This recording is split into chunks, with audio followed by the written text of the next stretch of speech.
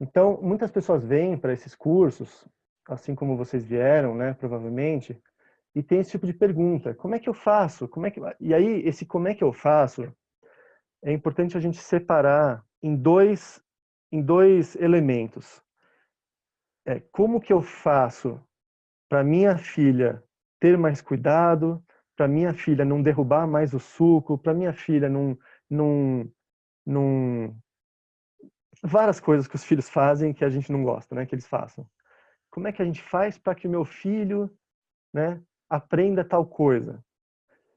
E o outro componente é como é que eu faço para lidar com isso de uma forma saudável? Como é que eu faço para lidar com isso, né? E como é que eu faço para me comunicar e para estabelecer uma relação respeitosa com meu filho, apesar de ele ainda fazer essas coisas? Porque o filho fazer algumas coisas ainda, isso é natural.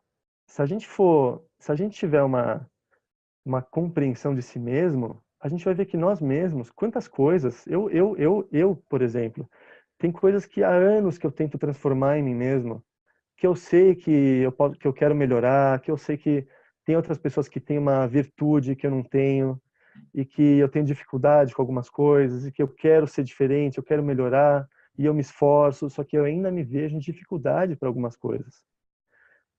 E eu procuro me compreender, eu procuro ter paciência comigo mesmo. E a mesma coisa com os nossos filhos. Às vezes a gente quer que o filho seja mais cuidadoso, que o filho tenha mais atenção, que o filho tenha uma memória melhor com algumas coisas, que ele se lembre das responsabilidades dele e várias outras coisas. E aí o filho não cumpre com as nossas expectativas. E a gente se frustra. E a gente se pergunta como é que eu faço para ajudá-lo nisso? E isso é muito legítimo, com certeza. Essa pergunta é muito válida. Como é que eu faço para ajudar o meu filho a melhorar essas virtudes que a gente quer que ele desenvolva? Mas a gente tem que tomar muito cuidado para que essas expectativas que a gente tem em relação ao nosso filho, ou seja, do que a gente acredita, que são as nossas crenças, o que eu acredito que o meu filho deveria ser. Isso é uma expectativa que eu construí de como deve ser um filho, de como uma pessoa deve ser.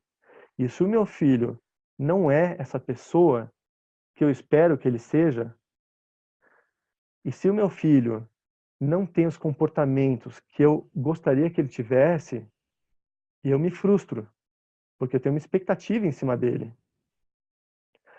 Mas é muito importante a gente ter cuidado com as expectativas.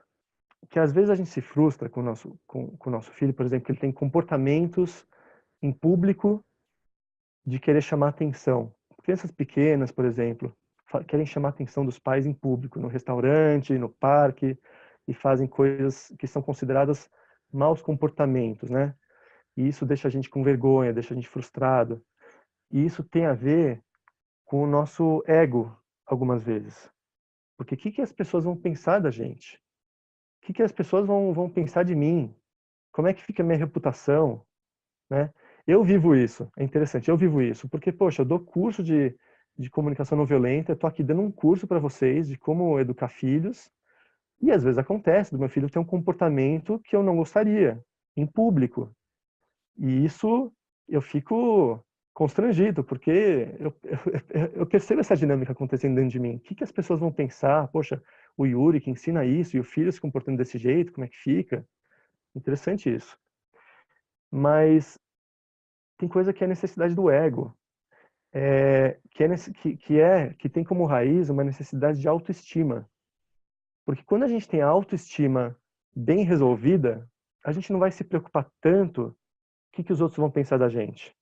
Lógico, a gente vai ter alguns cuidados, a gente vai trabalhar para educar o nosso filho, para estabelecer um comportamento socialmente adequado, mas a gente não vai se sentir tão frustrado com os defeitos do nosso filho, porque a gente vai compreender que ele é humano.